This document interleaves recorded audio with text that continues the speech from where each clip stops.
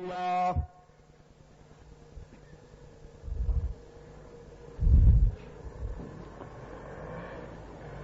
الحمد لله وحده والصلاة والسلام على من لا نبي بعده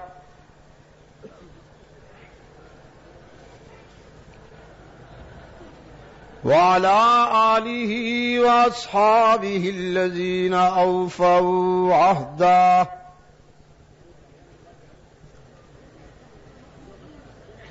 الذين هم مفاتيح الرحمة ومصابيح الغرر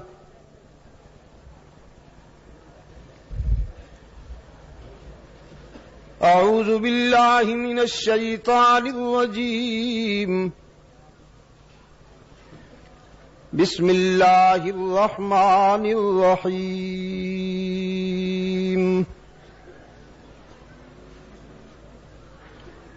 سبحان الذي أسرى بعبده ليلا من المسجد الحرام إلى المسجد الأقصى الذي باركنا حوله لنريه من آياتنا إنه هو السميع البصير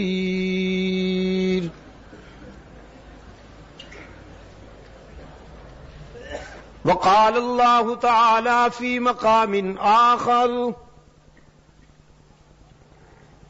والنجم إذا هوى ما ضل صاحبكم وما غوى وما ينطق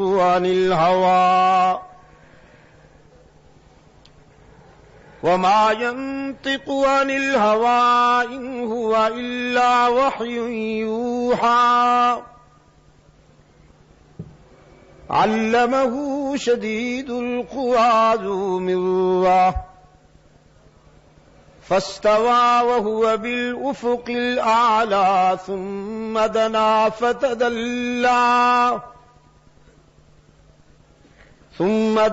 فتدلى فكان قاب قوسين أو أدنى فأوحى إلى عبده ما أوحى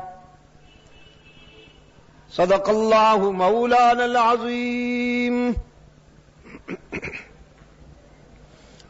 وصدق رسوله النبي الأمي الكريم ونحن على ذلك لمن الشاهدين والشاكرين والحمد لله رب العالمين.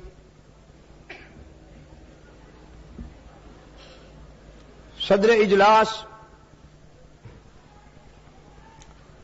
ارباب علم و دانش، محترم بزرگوں اور عزیز دوستوں، آج 17 مارچ 1988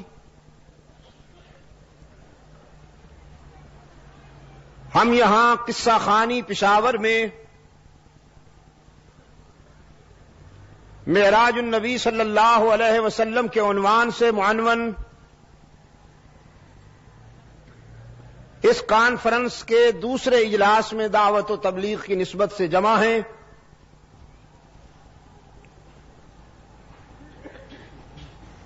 گزشتہ شب کی نشست میں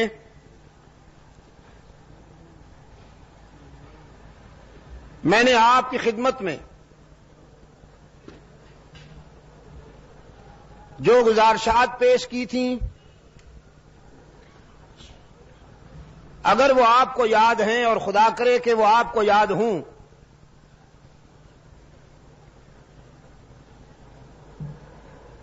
تو گزشتہ شب کی گفتگو کا خلاصہ یہ تھا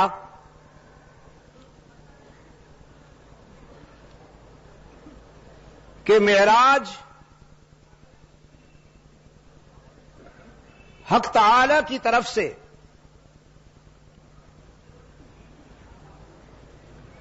اپنے محبوب صلی اللہ علیہ وسلم کے لیے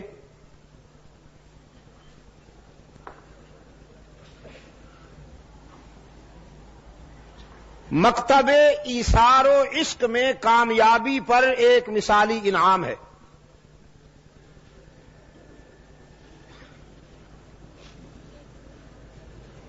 یہ قانون فطرت بھی ہے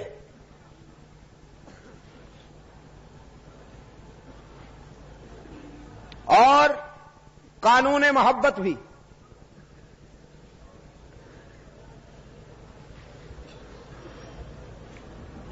کہ اس کو مستی کے سفر میں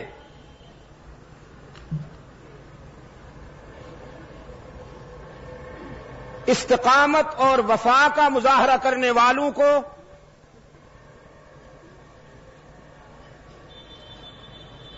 صرف آخرت کے لیے نہیں، اس دنیا میں بھی صلہ ملتا ہے.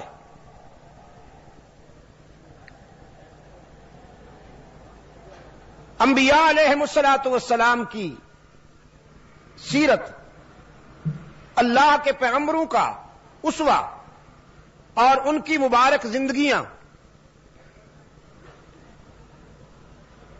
ہمارے سامنے کھلی ہوئی کتاب ہیں، اور ہم دیکھتے ہیں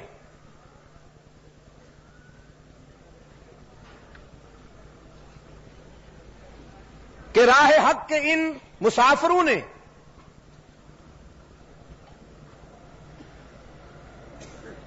جس ایثار، صبر اور استقامت کے ساتھ مصائب کا سامنا کیا،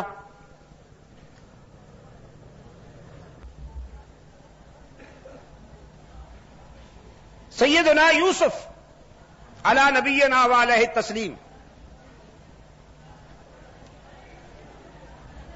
حضرت یعقوب علیہ الصلوۃ والسلام کے لاڈلے فرزند بھی ہیں اور اللہ کے برگزیدہ پیغمبر بھی. بچپن سے ہی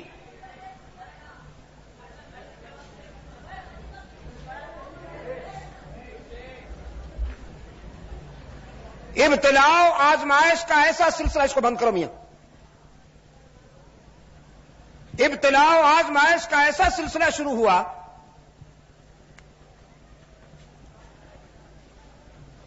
کہ یہ انہی کا ذوق اور ظرف تھا کہ وہ برداشت کرتے گئے.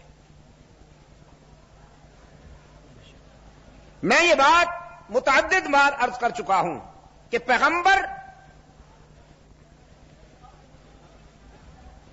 انسانی معاشرے میں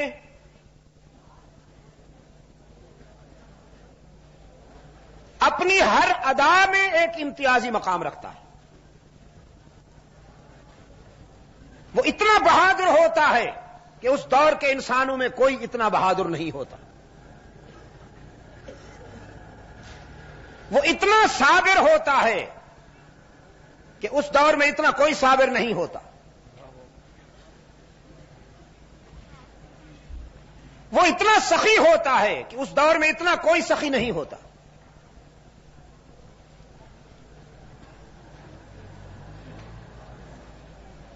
وہ اتنا مستغنی ہوتا ہے کہ اس کے مقابلے میں کسی کو استغنا نہیں ملتا. وہ اتنا بڑا عالم ہوتا ہے کہ اس دور میں اس پائے کا کوئی عالم نہیں ہوتا. وہ اتنا رحم دل ہوتا ہے، انسانوں کے لیے ہمدرد ہوتا ہے کہ اس دور میں اس پائے کا کوئی ہمدرد اور رحم دل نہیں ہوتا. وہ اتنا بڑا حوصلے والا ہوتا ہے کہ ان کے پائے کا کوئی اور حوصلے والا نہیں ہوتا. سیدنا یوسف علی نبینا و علیہ التسلیم، جن کی زندگی کے ارد گرد گھومنے والے حالات و واقعات کو اللہ نے احسن القصص قرار دیا. خود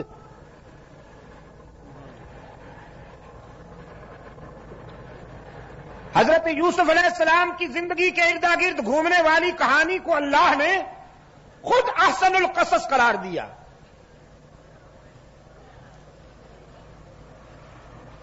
جب یوسف کی کہانی قرآن کی زبانی اللہ نے اپنے محبوب کو سنائی تو تمہید میں یہ جملہ آیا، فرمایا نحن نقص علیک احسن القصص نحن نقص عليك احسن القصص بما اوحينا اليك هذا القرآن. ہم آپ کو قرآن کے حوالے سے، قرآن کے لہجے میں، قرآن کے اسلوب میں وہ حالات سناتے ہیں، وہ بات بتاتے ہیں کہ جو تمام باتوں سے خوبصورت بات ہے احسن القصص.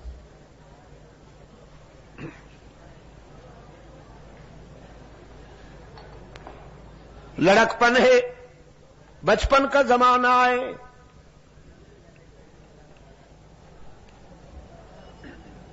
اور اللہ نے یوسف علیہ الصلوۃ والسلام کی محبت یوں تو ہر دل میں ڈال دی تھی، لیکن یعقوب علیہ الصلوۃ والسلام کے دل میں یوسف کی چاہت کا چراغ روشن کیا، امتیازی شان دی.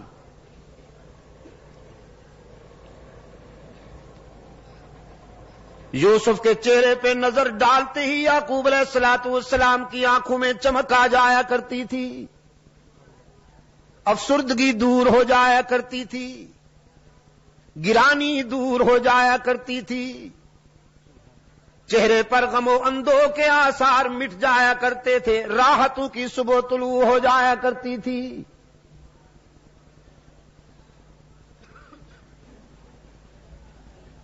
حاسدین نے، یہ حسد کی جو بیماری ہے نا، نظر نہیں آتی لیکن جلا کے رکھ دیتی ہے. اللہ محفوظ رکھے. اور صرف دشمن ہو کیوں لاحق نہیں ہوتی، بھائیوں کو بھی لاحق ہوتی.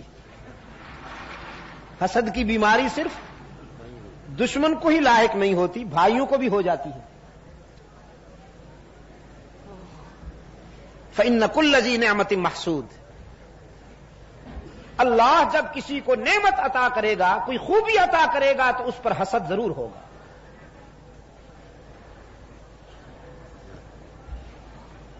گھبرا نہ جایا کیجیے. لاؤڈ اسپیکر کی آواز کیوں آج مؤثر نہیں؟ گھبرا نہ جایا کیجیے حاسدین کی بھرمار سے. اللہ سے صبر کی توفیق مانگتے ہوئے اس کا شکر ادا کیا کیجیے. اگر وہ خوبیاں نہ دیتا تو آپ پر حسد بھی نہ ہوتا. اللہ نے خوبیاں عطا فرمائی ہیں جبھی تو حسد ہو رہا ہے. دیوار پر کبھی کوئی حسد نہیں کرے گا، بے حس و حرکت کھڑی رہتی ہے، چپ ہے، خاموش ہے، اس میں جان ہی نہیں.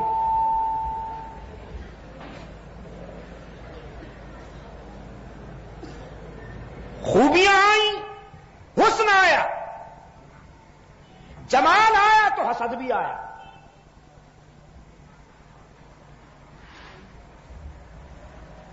قرآن پاک نے فرمایا لقد كان في يوسف وإخوته آيات للسائلين.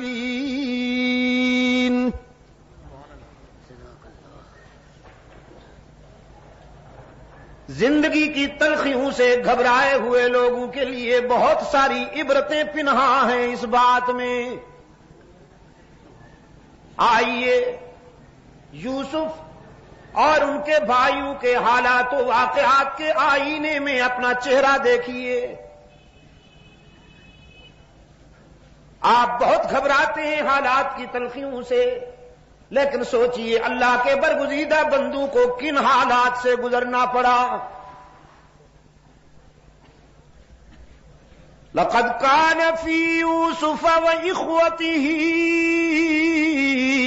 آيات للسائلين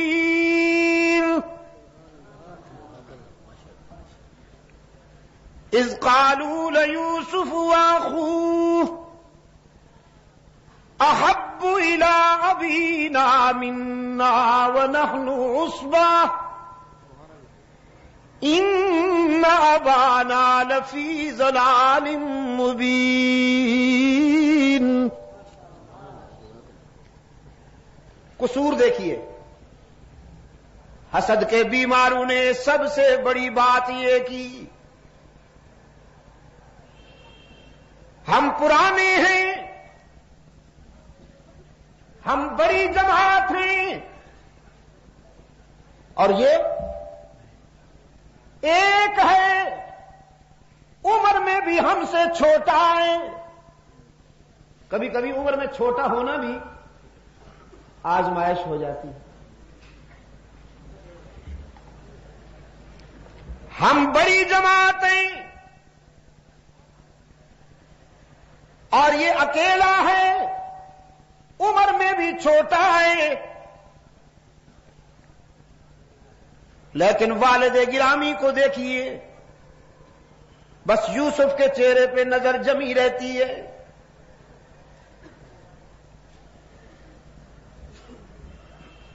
ان سے دامن بچانے کی بس ایک ہی صورت ہے کہ قتل کر دیا جائے اسے،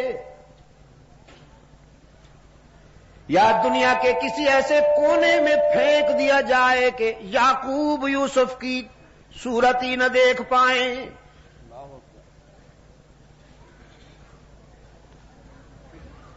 یہ اور اس کا بھائی بنیامین،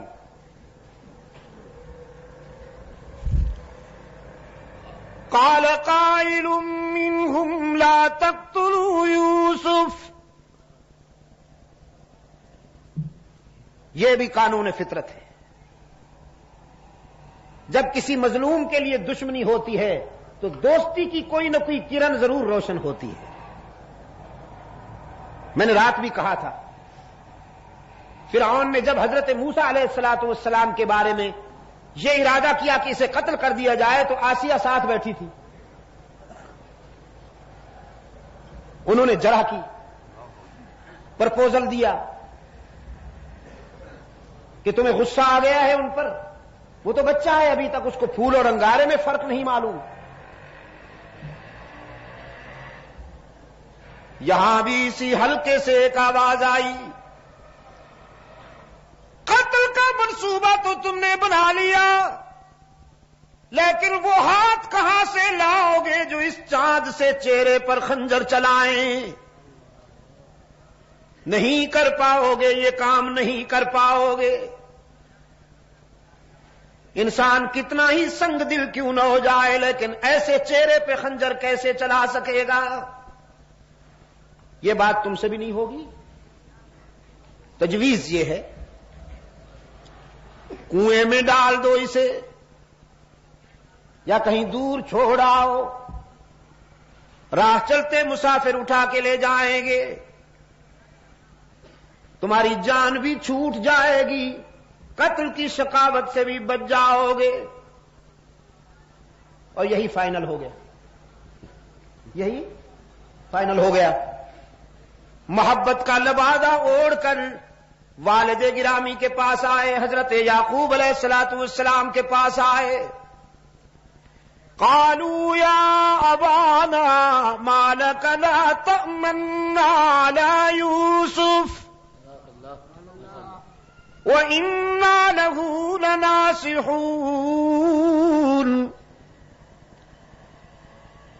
آتے ہی حضرت یعقوب علیہ السلام کی خدمت میں کہنے لگے، حیرت ہے کہ آپ ہم پر اعتماد کیوں نہیں کرتے؟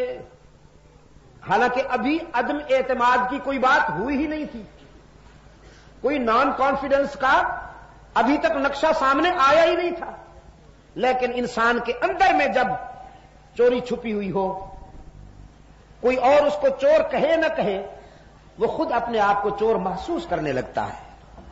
یہ انسانی نفسیات کی بات ہے۔ اگر ان کے اندر میں یہ چوری نہ ہوتی تو آ کے کہتے کہ ابا جان یوسف کو ہمارے ساتھ بھیجیے، ہم ذرا انہیں باہر لے جانا چاہتے ہیں۔ اگر اس کا کوئی منفی ری ایکشن سامنے آتا تو پھر کہتے آپ ہم پر اعتماد کیوں نہیں کرتے، لیکن انہوں نے آتے ہی بات ہی یہاں سے شروع کی، مَا لَكَ لَا تَأْمَنَّا عَلَىٰ يُوسُفَ وَإِنَّا لَهُ لَنَاصِحُونَ۔ کیا بات ہے، آپ ہم پر اعتماد کیوں نہیں کرتے، حالانکہ ہم تو یوسف کے ناصح ہیں اور ہمدرد ہیں، ارسلہ معنا غدا یلتع ویلعب وإنا له لحافظون. انہیں ہمارے ساتھ بھیجیے، ہم اسے جنگل میں لے جانا چاہتے ہیں. ہر وقت آپ اسے گود میں بٹھائے رکھتے ہیں، ذرا دنیا بھی دیکھے. حفاظت کریں گے، بے فکر رہیے. میں یہ واقعہ نہیں آپ کو سنانا چاہتا، میں اپنے ہدف تک پہنچنے کے لیے تھوڑا سا یہ جھلک دکھا رہا ہوں آپ کو. لے گئے. حضرت یعقوب علیہ السلام نے اندیشہ بھی ظاہر کیا، کہیں میرے لختے جگر کو نقصان نہ پہنچ جائے، کوئی درندہ نقصان نہ پہنچا دے. انہوں نے قسمیں کھا کھا کر یقین دہانی کرائی. ہم جماعت ہیں، اتنی بڑی تعداد میں ہیں، ایک یوسف کی حفاظت کرنا کوئی مشکل بات تو نہیں ہے، ہم سب مل کر حفاظت کریں گے، آپ مطمئن رہیے. قرآن پاک نے فرمایا فلما ذابوا به واجمعوا ان يجعلوه في غيابة الجب فأوحينا إليه لتنبئنهم بأمرهم هذا وهم لا يشعرون. جب لے گئے یوسف کو ویرانے میں اور اپنے پروگرام کے مطابق یوسف کو کنویں میں ڈالنے کے لیے تیاریاں کرنے لگے، رب العالمین نے فرمایا ہم نے یوسف کے دل میں تسلی اتاری، ہم نے یوسف کے دل میں استقامت اور تقویت کے جوہر بھر دیے کہ دشمن تو بہت ہیں لیکن دوست بہت زیادہ طاقتور ہے. یہ تجھے مٹانا چاہتے ہیں لیکن ہمارا فیصلہ ہے کہ ہم تجھے بلند کریں گے. رات میں یہی کہہ رہا تھا. مکہ والے مٹانا چاہتے تھے اور عرش والے نے بلند کرنے کا فیصلہ کیا تھا. یہاں بھی یوسف علیہ السلام کو مٹانے کا پروگرام بنایا گیا، کنویں میں ڈالا گیا. رب العالمین نے روح الامین کو حکم دیا جاؤ میرے پیغمبر کو اپنی آغوش امانت میں سنبھال لو. باپ کی گود میں بھی اتنا سکون نہ ملا ہو جو تیری آغوش امانت میں یوسف کو میسر آئے. یوسف تو محفوظ ہو گئے. کنویں میں جا کر یوسف پشاور کے بے زبانوں محفوظ ہو گئے.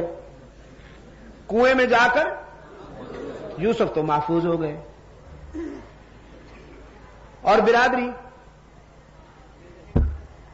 خون چھپانے کے لیے، جرم چھپانے کے لیے ناٹک رچایا. یوسف علیہ السلام کا کرتا اتار لیا تھا، اس پہ خون ملا، مصنوعی خون، کسی جانور کے خون سے وہ کرتا رنگین کیا، پھر اسے لکڑی پہ اٹھا کر علم بنایا. کیا بنایا؟ علم بنایا. یہ ہتھ کنڈے پرانے ہیں، ہاتھ نئے ہیں. ہتھ کنڈے پرانے ہیں، ہاتھ نئے ہیں. چوری چھپانے کے لیے یہ ناٹک بہت پہلے ہوا. جناب یوسف علیہ السلام کا خون آلود کرتا لکڑی پہ اٹھائے ہوئے مصنوعی آنسو بہاتے ہوئے، چیختے چلاتے ہوئے، قرآن کی زبان میں شام غریبہ مناتے ہوئے حضرت یعقوب علیہ السلام کی خدمت میں آئے. قرآن کہتا ہے وَجَاءُوا أباهم عشاء يبكون.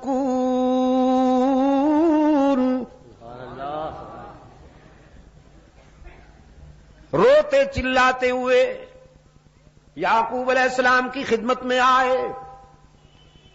قالوا يا أبانا إنا ذهبنا نستبق وتركنا يوسف عند متاعنا فأكله الذئب وما أنت بمؤمن لنا ولو كنا صادقين.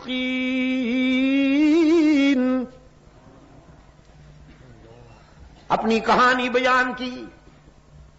ابا جان خطرہ یہ ہے کہ آپ ہماری بات مانیں گے نہیں، حالانکہ ہم محب اور سچے لوگ ہیں، محب اور سچے لوگ ہیں.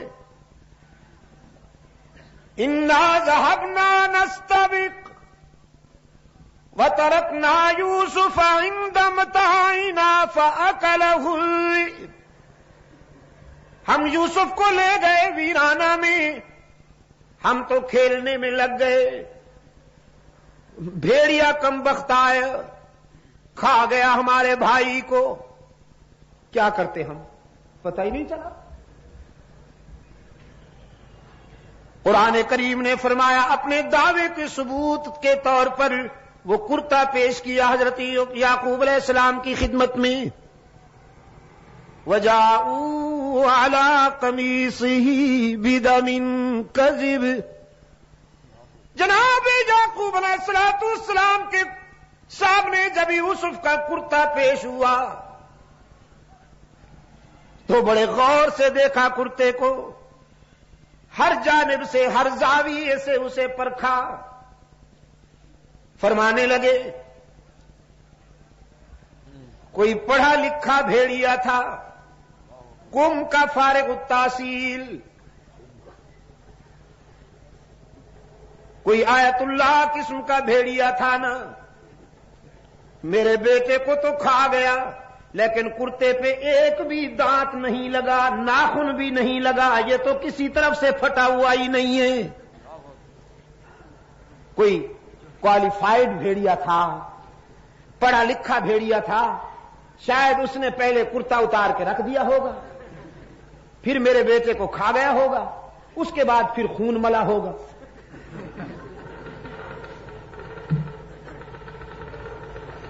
فرمایا بل سولت لكم انفسكم امرا فصبر جميل والله المستعان على ما تصفون.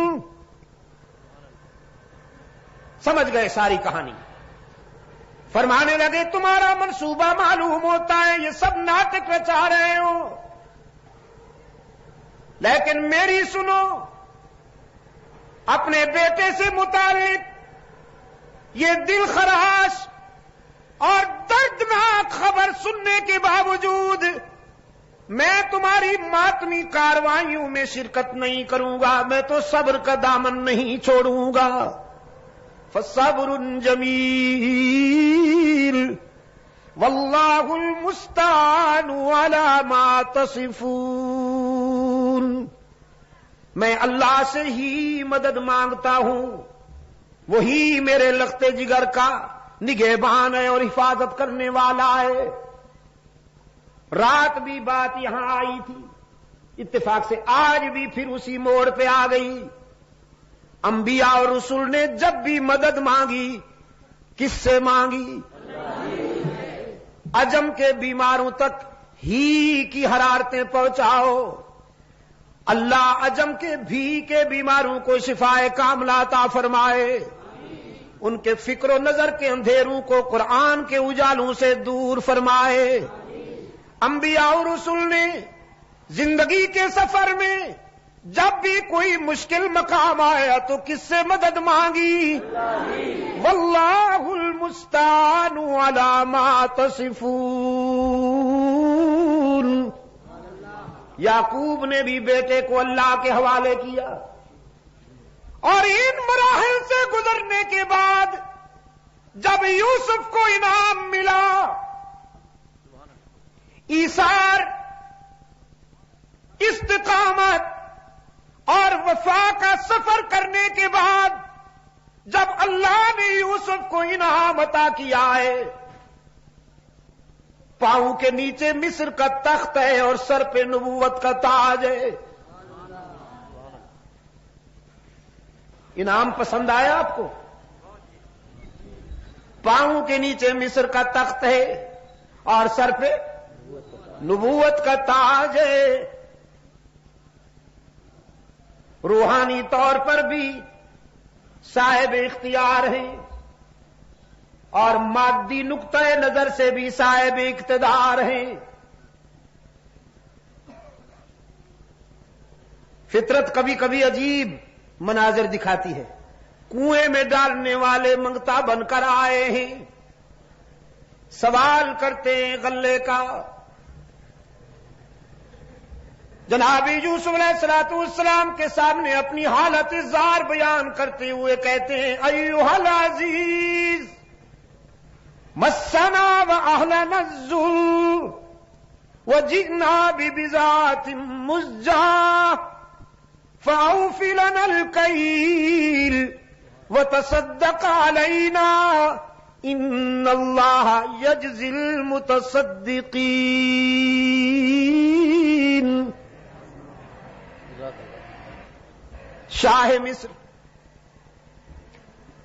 ہم بھوک اور افلاس میں اکتائے ہوئے ہیں، مبتلا ہیں، تیرے جود و سخا کے چرچے سن کر حاضر ہوئے ہیں، ہمارے حال پہ رحم کیجئے، ہمیں غلہ عطا کیجئے، ہم جس کا معاوضہ دینے کی پوزیشن میں بھی نہیں۔ جناب یوسف علیہ السلام نے فرمایا، داد و دہش کی بات بعد میں ہوگی، دینے دلانے کی بات بعد میں ہوگی۔ هل علمتم ما فعلتم بيوسف واخيه اذ انتم جاهلون؟ پہلے یہ بتاؤ تم نے یوسف اور اس کے بھائی کے ساتھ کیا کیا تھا، یہ پہلے بتاؤ۔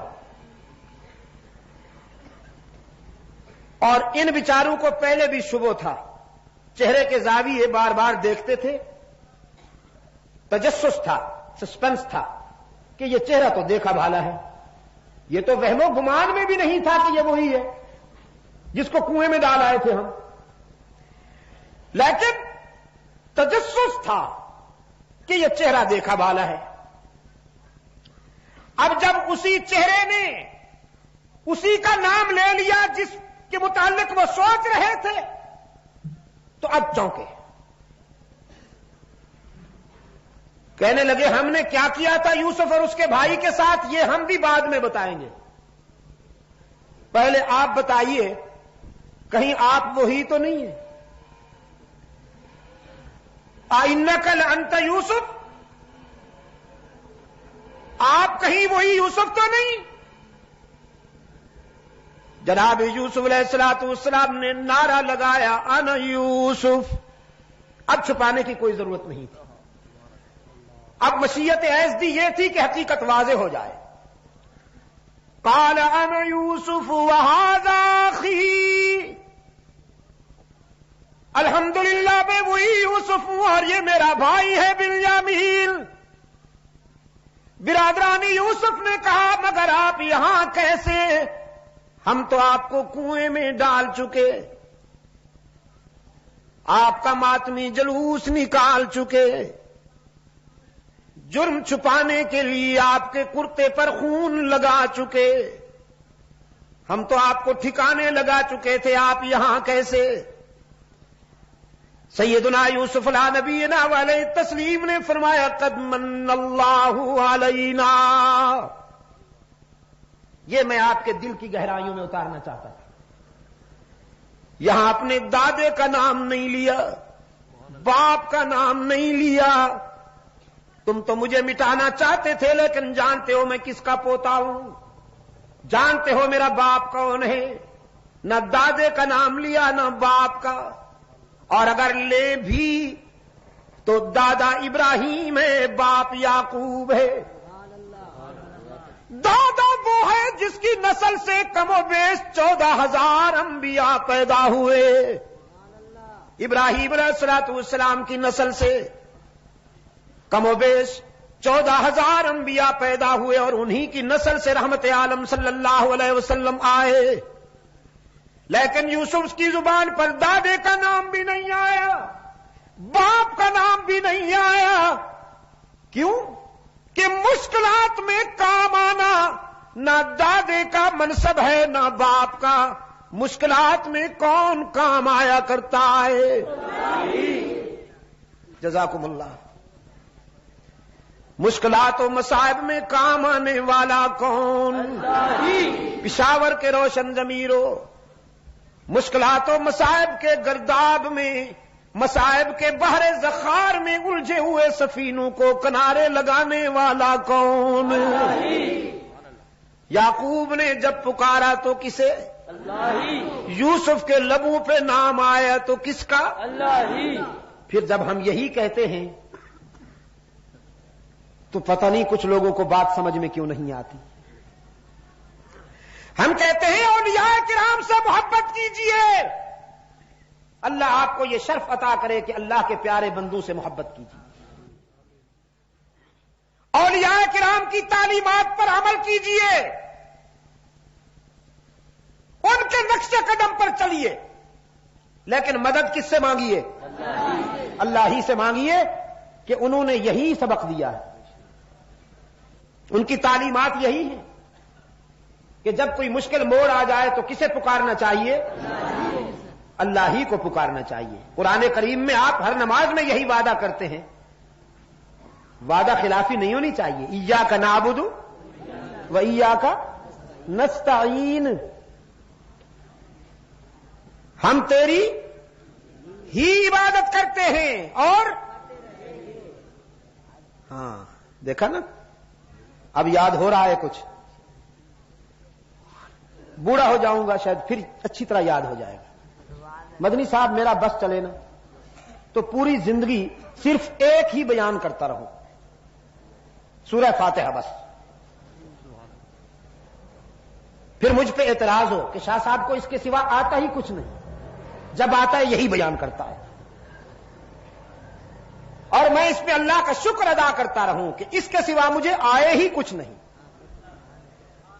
لیکن میرے سامعین، میرے دوست، میرے بزرگ، میرے عزیز بچے ایک ایک جملہ رٹ لیں اور ان کے دل کی تختی پہ ایسا نقش ہو جائے ایک ایک جملہ کہ حوادثات زمانہ وہ نقش مٹا نہ سکے، اگر میرا بس چلے۔ ایاک نعبد و ایاک نستعین،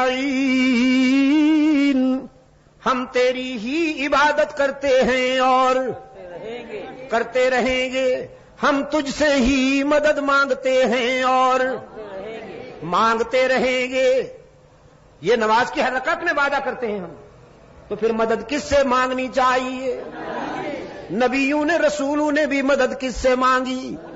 صحابہ نے مدد کس سے مانگی؟ اولیاء کرام نے مدد کس سے مانگی؟ صدیقین و شہداء نے مدد کس سے مانگی؟ میرا اور آپ کا مددگار کون؟ ہمارا دستگیر و کارساز کون؟ ہم سب کا سچا مشکل کشا کون؟ جناب یوسف علیہ السلام نے اس کو محبت کے سفر میں ایثار اور استقامت کا مظاہرہ کرتے ہوئے وفا کا حق ادا کیا، رب العالمین نے بلند کر دیا۔ رحمت عالم صلی اللہ علیہ وسلم نے بھی اس کو محبت کے سفر میں وفا کا وہ معیار قائم کیا کہ اللہ نے ایسا انعام عطا کیا ہے کہ ایسا انعام ملا ہی کسی کو نہیں۔ باقی تمام انبیاء اور رسول کو معراج ہوئے، مگر فرش پر اللہ نے اپنے محبوب کو معراج عطا کی۔ اس میں بڑا خوبصورت استعارہ ہے، بڑا ہی دل نشین کنایا ہے اہل بصیرت کے لیے۔ موسیٰ کو معراج فرش پر، ابراہیم کو معراج فرش پر، نوح کو معراج فرش پر، عیسیٰ علیہ السلام کو معراج فرش پر، باقی جسے بھی یہ اعزاز عطا ہوا فرش پر رحمت عالم صلی اللہ علیہ وسلم کہاں نظر آتے ہیں؟ بڑا ہی دل نشین کنایا ہے، بڑا ہی ایمان افروز استعارہ ہے۔ رب العالمین نے اپنے محبوب کو عرش پہ بلا کر دنیا پر یہ حقیقت واضح کر دی، جتنا زمین سے آسمان اونچا ہے اسی طرح باقی ساری کائنات کے مقابلے میں میرے محبوب کا شان اونچا ہے۔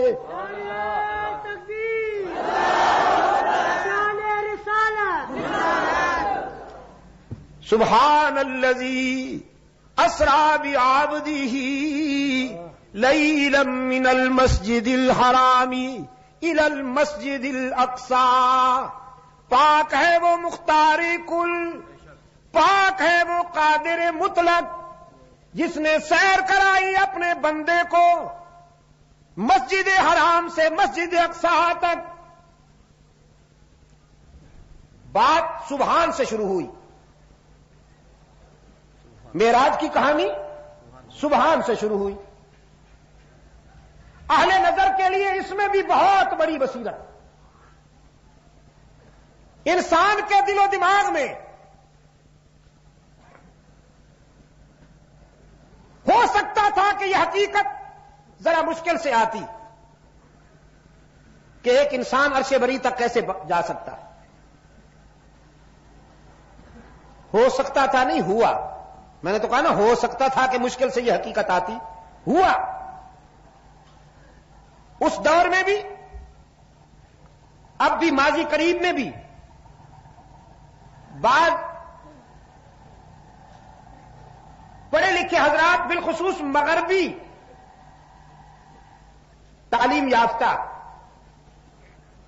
حضرات نے اس پر بڑے بڑے رسالے لکھے کہ معراج مصطفیٰ کا جسمانی تصور مولویوں کی بنائی ہوئی کہانی ہے۔ علی گڑھ کے ایک صاحب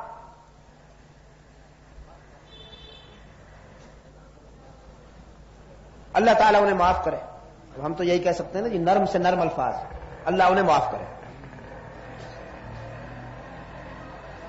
وہ اس کے قائل تھے، بڑی شدید سخت زبان میں تردید کرتے تھے کہ جسمانی معراج نہیں ہوا، یہ خواب کا مسئلہ تھا، روحانی سفر تھا۔ انسان اپنے جسم عنصری کے ساتھ افلاک کی بلندیوں سے کیسے گزر سکتا ہے؟ قرآن کریم نے اس واقعے کو بیان کرتے ہوئے سبحان کا لفظ لے آیا، ان کو یہ بتانے کے لیے کہ انسان تو افلاک کی بلندیوں پر نہیں جا سکتا، لیکن اللہ کو یہ اختیار ہے، وہ چاہے تو لے جا سکتا۔ اپنے موقف سے رجوع کر لیتے۔ آج کل وہ صاحب زندہ ہوتے تو اپنے موقف سے رجوع کر لیتے، اس لیے کہ امریکہ نے جب یہ دعویٰ کیا کہ میں نے ایک انسان کو چاند تک پہنچا دیا تو مجھے یقین ہے کہ وہ رجوع کر لیتے، کیونکہ ادھر سے جو بھی بات آئے وہ تو ماننی پڑتی ہے ہی نہیں۔ امریکہ سے جو بات آئے وہ ماننی پڑتی ہے ہی نہیں۔ ہر بات کا انکار کریں گے لیکن ادھر سے آنے والی کسی بات کا انکار نہیں کریں گے۔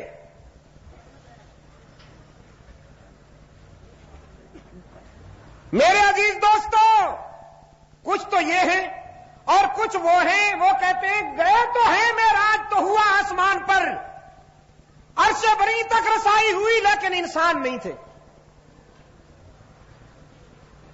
منطقی اصول کو سامنے رکھتے ہوئے اگر آپ صغرا کبرا ملائیں تو نتیجہ ایک ہی نکلتا۔ وہ کہتے ہیں جسم کے ساتھ نہیں گئے، اور یہ کہتے ہیں جسم تو عارضی تھا، نمائشی تھا، جسم تو نمائشی تھا، اصل میں وہی آپ ہے، فرش پہ آ کر مصطفیٰ بن جاتا ہے، عرش پہ جا کے خدا بن جاتا ہے۔ احد اور احمد کے بیچ میں میم کھڑی ہوئی ہے، یہ کبھی لگ جاتی ہے کبھی ہٹ جاتی ہے. قرآن کریم کا دعویٰ یہ ہے سرکار دو عالم صلی اللہ علیہ وسلم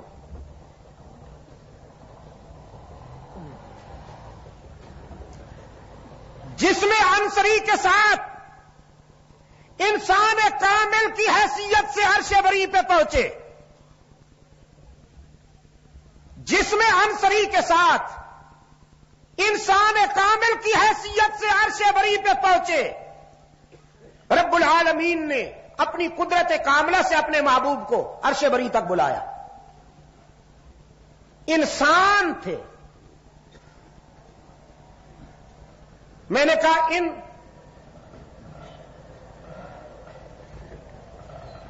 مولویت کے لبادے میں بھٹکے ہوئے تبرکات کے مقابلے میں تو اقبال کو بھی بات زیادہ سمجھ میں آ گئی.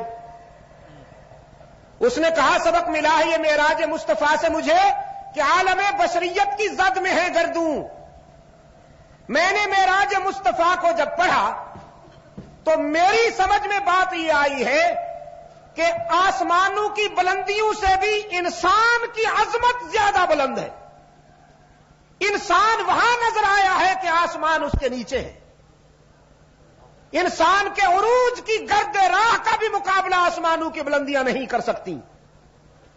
راہ نوری جو سفر انسان کامل نے کیا ہے، جن بلندیوں تک انسان کامل پہنچا ہے، نوری تو وہاں لرزہ برندام ہے. وہ کہتا ہے اگر آگے بڑھوں گا تو پر جل جائیں گے. سدرت المنتہا پر سید الملائکہ نے قدم روک لیے کہ آگے بڑھنا اب میرے بس میں نہیں.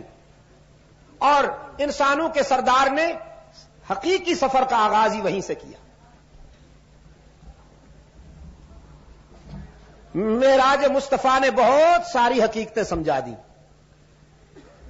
میں کہا کرتا ہوں، شاید کسی موقع پہ پہلے بھی کہا ہو، یہ حقیقت بھی معراج مصطفیٰ کے حوالے سے سمجھ میں آ گئی کہ ہر جگہ موجود ہونا صرف اللہ کی شان ہے.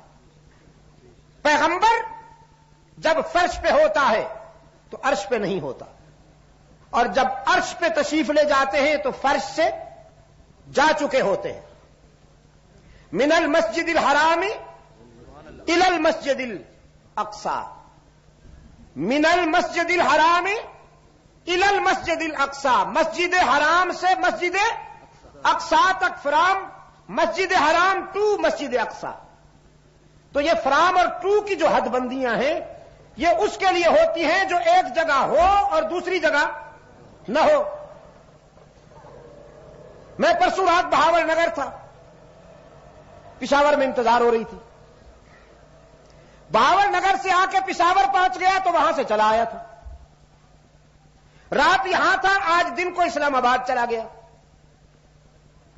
مدنی صاحب کے دل کی دھڑکنیں تیز تھیں کہ وہ واپس آئیں گے کہ نہیں. پھر آ گیا تو وہاں سے آ گیا.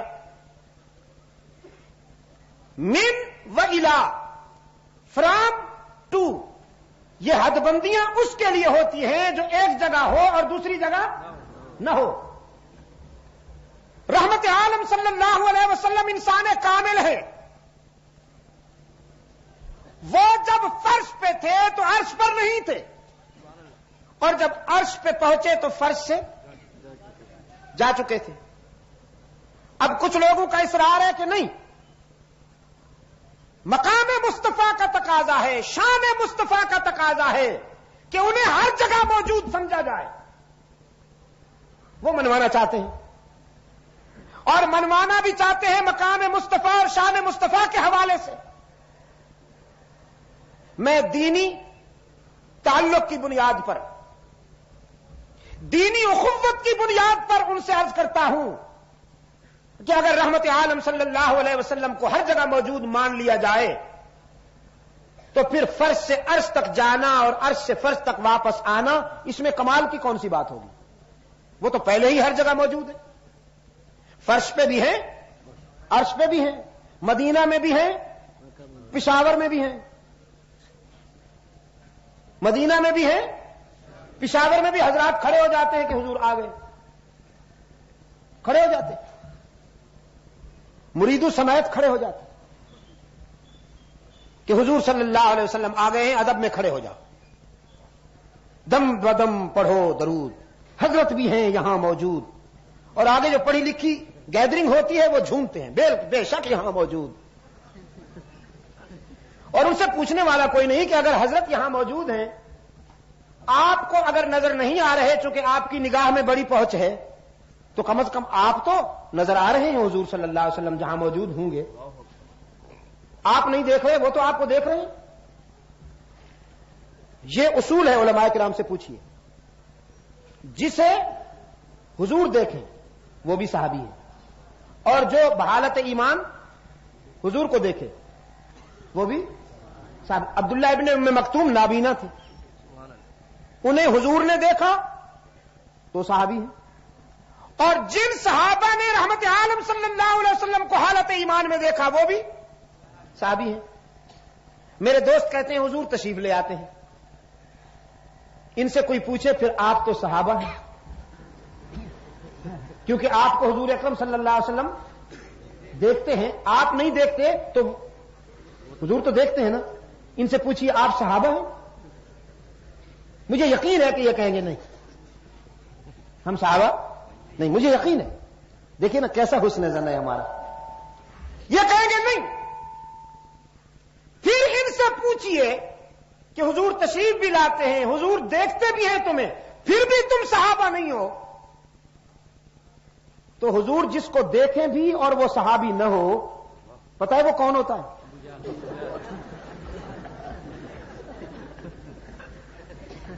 یہ کہاں گئی ہے مخ؟ انت مخفی، یہ عقل گئی کہاں ہے تمہاری؟ ہر جگہ ہر وقت موجود ہونا کس کی شان ہے؟ اللہ ہی کی شان ہے. اللہ پوری کا اللہ نور السماوات والارض، اس کے سامنے پوری کائنات وہ ہر جگہ موجود. اللہ کے لیے آج تک کسی نے دعویٰ نہیں کیا. قدیم و جدید نظریات، قدیم و جدید مذاہب میں آج تک اللہ کے لیے کسی نے دعویٰ نہیں کیا کہ اللہ ایک ہفتے کے دورے پر عراق تشریف لا رہے ہیں. اسلامی امہ کی میٹنگ میں اللہ شرکت کرنے کے لیے تشریف لا رہے ہیں تاکہ انہیں اتحاد کے لیے کچھ کہہ سکے. اگر کوئی ایسا کہے تو وہ پاگل ہے یا اسلام کا دشمن ہے. اس لیے کہ یہ مقام ربوبیت کے خلاف جاتی ہے بات، مقام الوہیت کے خلاف جاتی ہے. الہ العالمین ہر وقت ہر جگہ موجود، ہر وقت ہر جگہ موجود ہونا کس کی شان ہے؟ اللہ ہی کی شان ہے. پیغمبر جب مکے میں ہے تو عرش پہ نہیں، اور جب عرش پہ پہنچ گئے ہیں تو مکہ میں نہیں ہیں. میں 4 اصول آپ کو بتایا کرتا ہوں. جو دوست یہ کہے کہ نبی ہر جگہ موجود ہے اس سے پوچھئے معراج کا تصور کیا ہے. پھر جو دوست یہ کہے کہ نبی انسان نہیں اس سے پوچھئے نبوت کس کو ملی. پوچھیں گے آپ؟ خصوصاً یہ پڑھے لکھے دوست جو ہے نا میرے، میں ان سے کہہ رہا ہوں، جو یہ کہے کہ نبی بشر نہیں اس سے پوچھئے کہ نبوت کس کو ملی. آدم سے لے کر رحمت عالم صلی اللہ علیہ وسلم تک جتنے انبیاء اور رسول آئے ہیں وہ سب کے سب اولاد آدم میں سے، خاکی مخلوق میں سے تھے. بشر تھے لیکن بے شر تھے. بشر تھے لیکن بے شر تھے. ان کے خمیر میں سعادت ہی سعادت تھی، ان کے خمیر میں شرافت ہی شرافت تھی، ان کے خمیر میں دیانت ہی دیانت تھی، ان کے خمیر میں صداقت ہی صداقت تھی، ان کے خمیر میں عدالت ہی عدالت تھی. وہ بشر تھے لیکن بے شر تھے. اب اگر کوئی یہ کہتا کہ نہیں نبی بشر نہیں ہوتا تو اس سے پوچھئے کہ نبوت کس کو ملی. نبوت کا ظرف ہی بشریت ہے، نبوت کا ظرف ہی بشریت ہے. اللہ نے رسالت کا نگینہ بشریت کی انگوٹھی میں سجایا ہے. اب اگر کوئی یہ کہتا ہے کہ پیغمبر انسان یا بشر نہیں ہوتا تو اس سے پوچھئے کہ نبوت کس کو ملی. اور اگر کوئی یہ کہتا ہے کہ نبی علام الغیوب ہے، عالم غیب ہے، تو اس سے پوچھئے وحی کا کیا تصور ہے؟ جب نبی سب کچھ جانتا ہے تو پھر روح الامین کی انتظار کیوں؟ وحی کا تکلف کیوں؟ اور اگر کوئی یہ کہتا ہے کہ نبی مختار کل ہے تو اس سے پوچھئے کہ شفاعت کا تصور کیا ہے؟ رحمت عالم صلی اللہ علیہ وسلم شفاعت کریں گے نا؟ اللہ ہمیں نصیب فرمائے، ہم سب کو اللہ یہ سعادت عطا فرمائے۔ اپنی امت کے خطا کاروں کے لیے اللہ سے بخشش طلب فرمائیں گے نا؟ پوری انسانیت کے لیے سرکار دو عالم صلی اللہ علیہ وسلم شافی بنیں گے، تو اختیار کس کے پاس ہوا؟ اللہ کے پاس ہوا نا۔ جب تو سرکار دو عالم صلی اللہ علیہ وسلم اللہ سے اپنی امت کے لیے اور پوری انسانیت کے لیے شفاعت کی درخواست کریں گے، اگر اختیار اپنے پاس ہے تو پھر مانگنے کی کیا بات ہے؟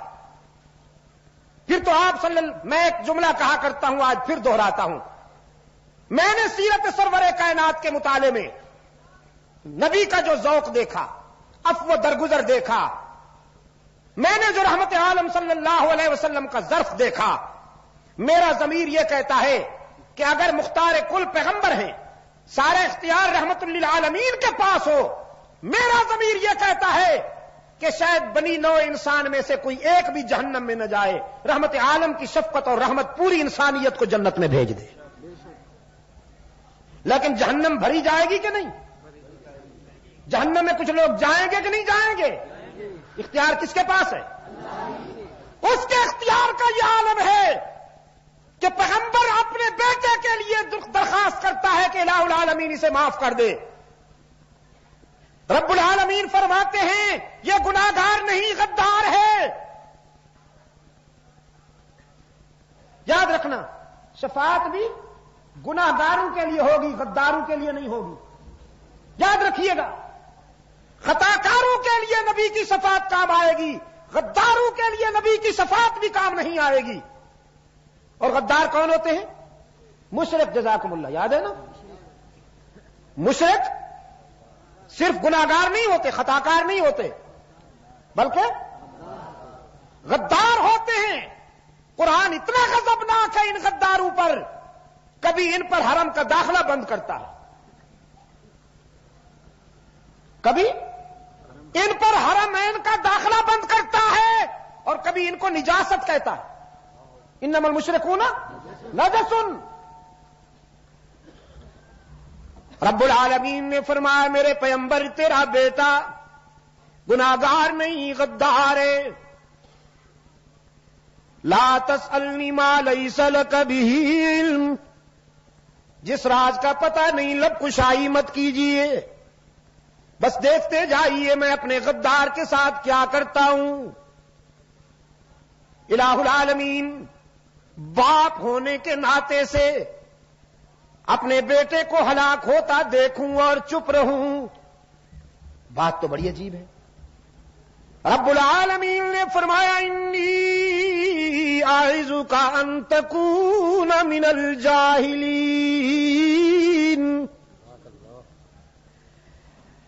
میرے پیغمبر تیرا بیٹا ہے اور پدری محبت جوش میں ہے، لیکن میری غیرت بھی تو جوش میں ہے، میں سب کو معاف کرتا ہوں مگر مشرک کو معاف نہیں کیا کرتا۔ تو آپ کے لیے میری آخری بات، انی اعوذک ان تکون من الجاہلین، شرک کرنے والے بیٹے کے لیے دوبارہ درخواست نہ کیجیے گا معافی کی۔ میرے روکنے کے باوجود اگر آپ نے اس کی بخشش کے لیے دوبارہ درخواست کی تو آپ بھی میری ناراضگی کا نشانہ بنیں گے، نبوت چھین کر آپ کو بھی اسی گروپ میں کھڑا کر سکتا ہوں۔ ان تکون من الجاہل، اتنی بڑی تنبیہ ہے۔ کوئی باپ اپنے بیٹے سے کہے نا گولی سے اڑا دوں گا، یہ بھی اتنی بڑی تنبیہ نہیں ہے جو پیغمبر کے لیے یہ تنبیہ دردناک ہے۔ نوح علیہ الصلوۃ والسلام کانپ اٹھتے ہیں، فرمایا انی اعوذ بک ان اسألک ما لیس لی بہ علم۔ الہ العالمین